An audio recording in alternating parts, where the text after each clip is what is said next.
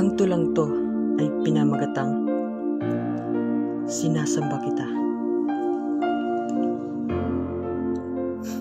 Tanging sa'yo ang tunay na kaharian, hari ng mga hari, Panginoon ng mga Panginoon, sapat sa lahat ng tapat. Ikaw ang dulo at simula, sa'yo ako ay malaya.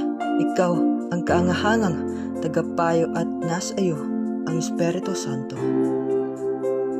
Ikaw ang tagapaghiwalay ng langit at lupa. Ikaw ang nagtakda sa gabi at umaga, sa mga bundok at karagatan, sa mga bituin at ang buwan. Ikaw ang nagtubos ng aking kasalanan. Ikaw ang naglinis sa aking karumihan. Ikaw ang lumikha ng sanglibutan. Ikaw ang may lalang ng sangkatauhan. Lahat ng kapangyarihan ay nasa iyo, Diyos Ama. Ikaw ang nagbigay sa akin ng biyaya, pag-ibig ang iyong inuna, pagmamahal sa kapwa at pamilya. Si Jesus ang aking Diyos na matuwid at banal, na tapat at marangal, na kublihan at sandigan na maaasahan at tahanan, na masandalan at kaibigan. Siya ay karapat-dapat purihin sa kanyang kadakilaan, karapat-dapat sambahin sa kanyang kaluwalhatian, karapat-dapat parangalan sa kanyang katapatan, karapat-dapat pasalamatan sa kanyang kabutihan. Wala na akong mahihiling pang iba. Sa pagmamahal ng Diyos, ako ay nadala sa tunay na kasiyahan.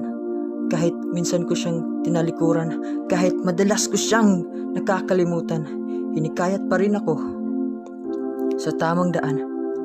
Pinawi niya ang kalungkutan na aking nararanasan. Pinuna niya ang kalungkutan na aking nararamdaman. Paulit-ulit man akong nangangako. Bilang tao, nagkakamali rin ako. Pero di siya nagsawang pabalikin ako. Marapatin mo na ikay sa akin manahan, at sa lahat ng mga araw ako'y mapagmasdan ang iyong kagandahan. Sinasamba kita, pero hindi dahil ikaw ang gusto kong makasama. Sinasamba kita, pero hindi dahil ikaw ang nagbibigay sa akin ng paalala. Sinasamba kita, pero hindi dahil ako sa'yo ay umaasa. Sinasamba kita dahil ikaw lang ang nag-iisang Diyos ko. Sa pangalan ng Ama, ng Anak, at sa Espiritu Santo, hanggang sa walang hanggan.